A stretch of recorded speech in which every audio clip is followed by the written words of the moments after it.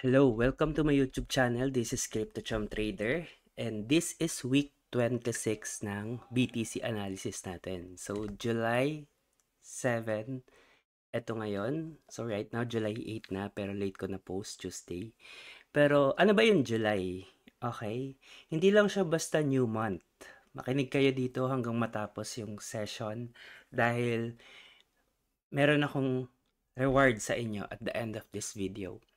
So, hindi lang to basta July. Ito yung standard calendar year ng July, August, September. So, sa mga nag-airdrop, sa mga sa mga may mga TGE, ito yung major quarter na tinitignan nila. So, first quarter, second quarter, and right now, nasa third quarter na tayo of the year. Almost half na, di ba? So, alam nyo bang may symbolism yon?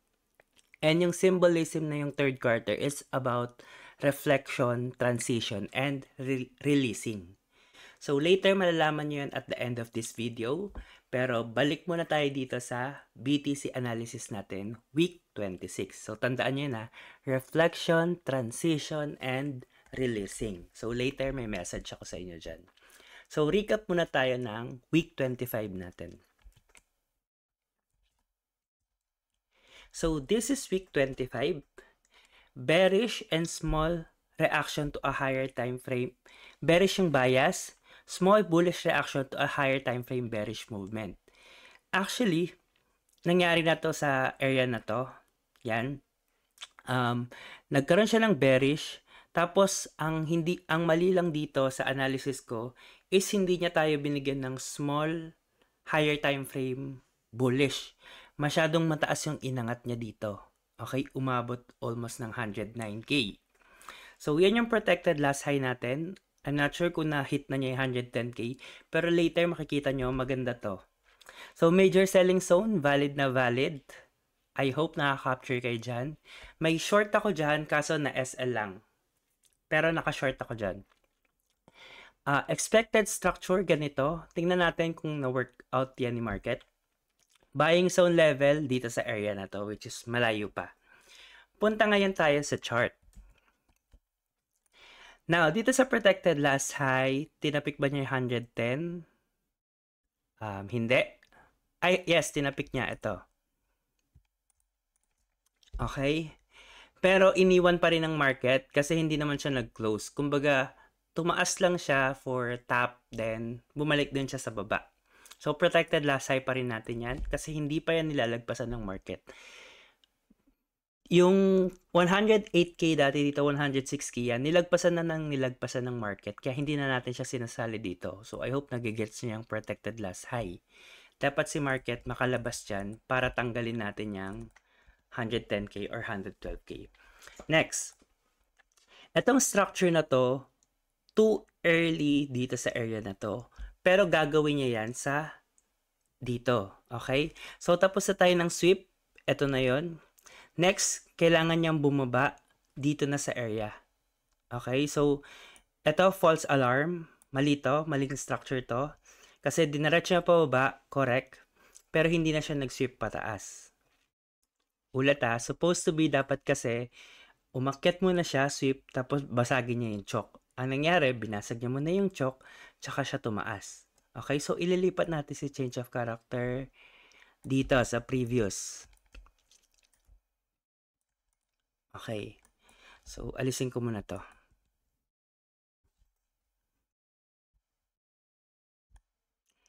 Etong liquidity dito sa area na to, sa June 17, na-hit na rin. Ayan, sweep na siya.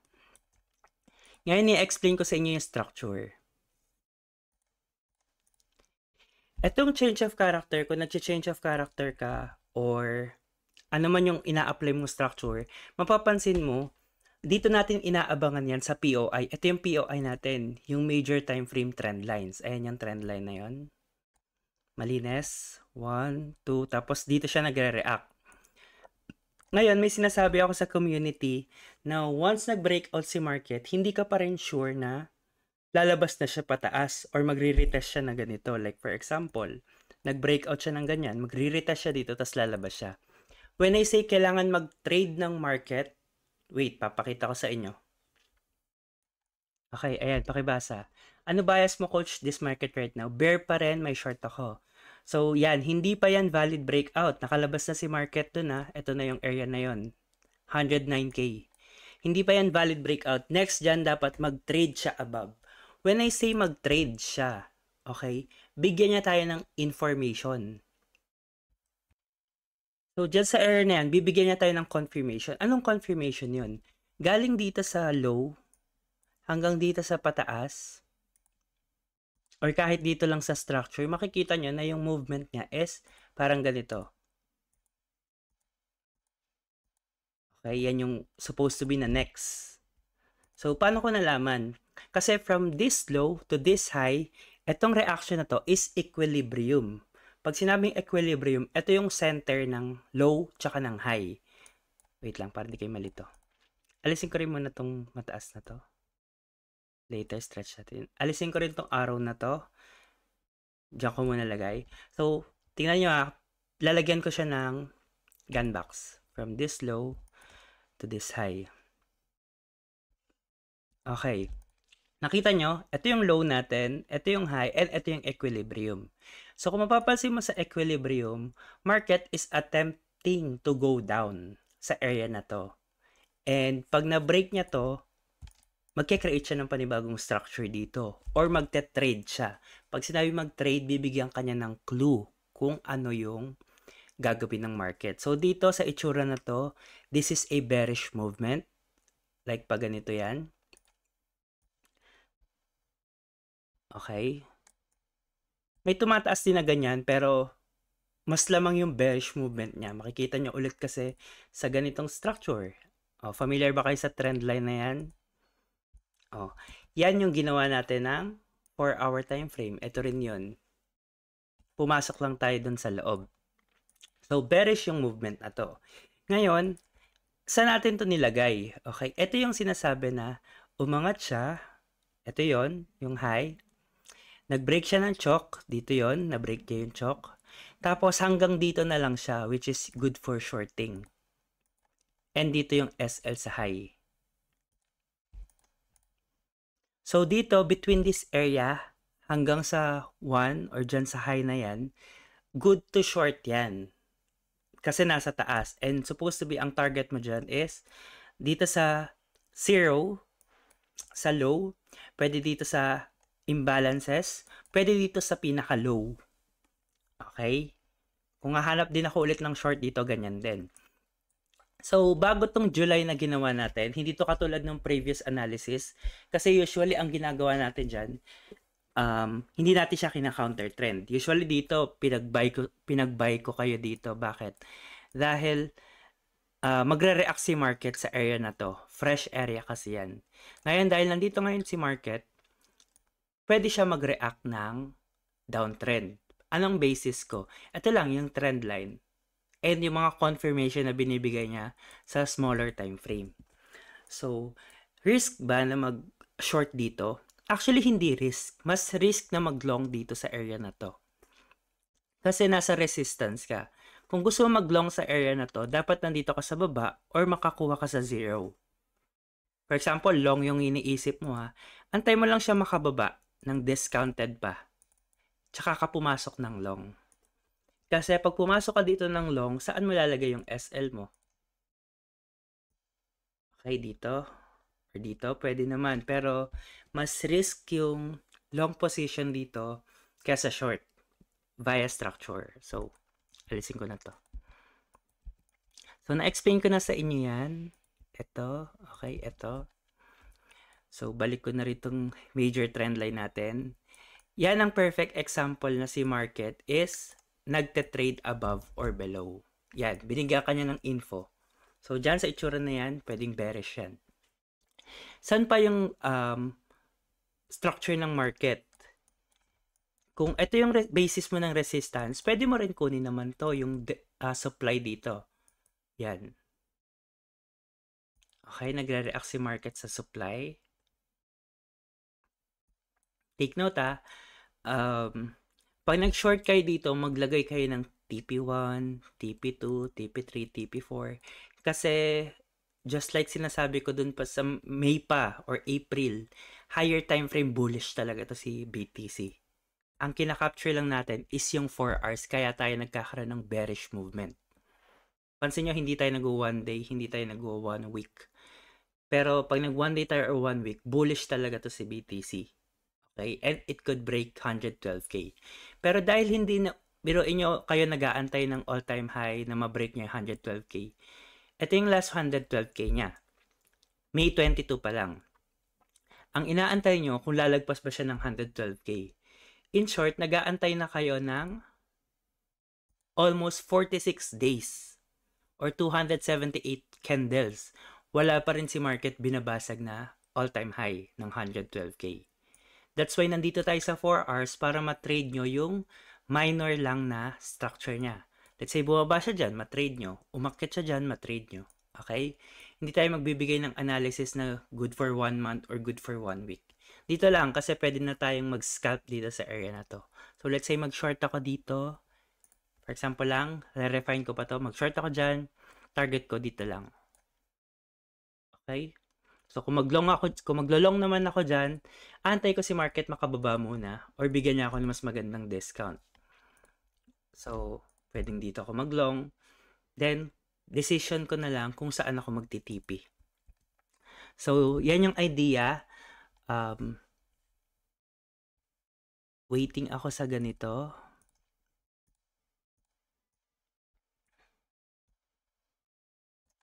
Waiting ako sa ganyan. Ma-break niya to, yung equilibrium. React siya dito sa area na to. Okay, wait lang. Ayusin natin.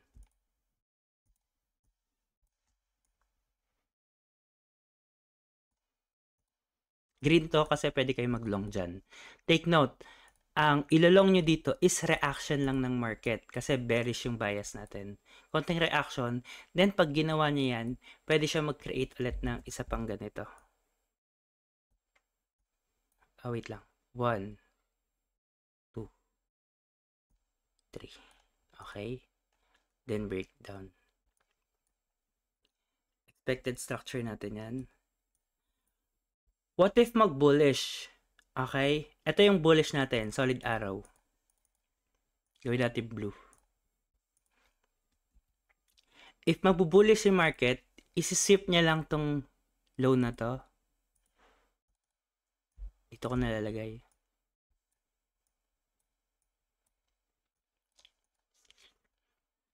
Sweep niya lang yan or isi-sweep niya to.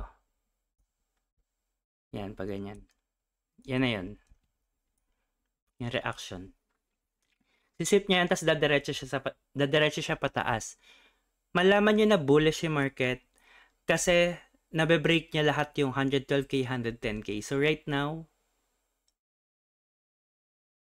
110K yung next niya. Kailangan niya ma-break tong high na to. Ito. Tsaka ito. So yan, sobrang dami niyan. Makakakuha kayo ng trade setup dyan, whether long or short yung analysis nyo. Pero dyan lang kayo mag-focus. Ako, I'm more bearish. Ito yung hinahanap ko. So, pagandahan lang ng refinement. Pag sa criteria ko, kasi iba't iba klase tayong trader. Pag sa criteria ko, pumunta dito si market at hindi maganda yung candlestick, yung structure, yung picture na pinapakita niya sa akin, hindi pasok sa criteria ko, hindi ko ipopush yung short position. Hahanapin ko ulit yun dito kasi opportunity pa rin to short. Pag hindi pa rin binigay sa akin ni market yung structure, yung candlestick, or yung confirmation na hinahanap ko, hindi ko itutuloy yung short position. Okay? So, clear tayo dun na. Disclaimer, trade at your own risk. Bearish ako dito, pero pag hindi niya pinakita sa akin yung confirmation ko, walang short na mangyayari. That's it. Thank you for watching. If you have question, yan, andyan pa rin yung major selling natin dito sa area na to. Bumagsak na. Pwede nyo lagay yung SL dito, tsaka dito. Expected structure yan, binigay ko na sa inyo. Yung blue,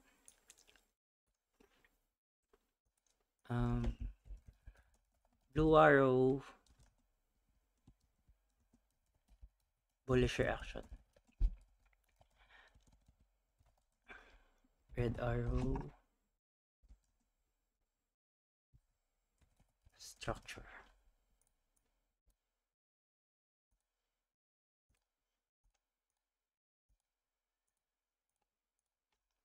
Kaya yung hinahanap kong structure. Ito mga, kung bullish ka, ito titignan mo yung blue. Kung bearish yung structure mo, tignan mo yung red.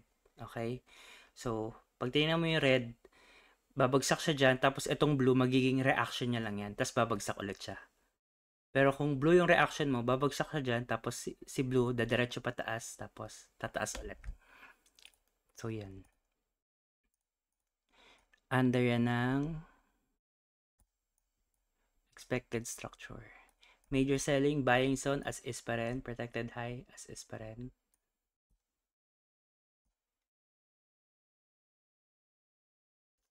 Maganda naman.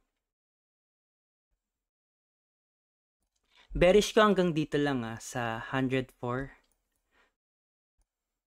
Kasi pag bumagsak pa siya dyan, pwede pa ulit siya mag-bearish movement. So that's it. So thank you for watching. Grabe, ginagawa natin to mula January. Ngayon, may sinabi ako sa inyo kanina bago mag-start yung video. About sa quarter 3 ng July. Quarter 3 ng taon pala. So, about reflection, transition, and releasing. So, one thing about reflection is mag-reflect ka sa sarili mo and alamin mo or kilalanin mo yung sarili mo. Ano pa ba yung missing? Funds ba? Then, sagutin mo rin. Kasi 100% or 99% ng question mo sa sarili mo, alam mo rin yung sagot. So, reflection, self-compartmentalize ka, isipin mo, what went wrong? Nagjo-journal ba ako? Nagte-trade ba ako? May problem ba ako sa risk management? Sa emotion control? Okay? Tapos, transition. Masyado ka na matagal sa level na yan. Hindi kita kilala pero you know na sa'yo ako nakikipag-usap. Yung level mo na yan, let's say for example, level 3. Ang tagal mo na sa level 3. Kailangan mo na mag-transition into level 4. Kailangan mo na mag-step ahead sa level 4. Kumbaga, masyado ka nang hinog sa level na yan. Kailangan mo na mag-next level. Okay? And soon, sa community sessions natin, malalaman nyo yan about psychology. Then, releasing.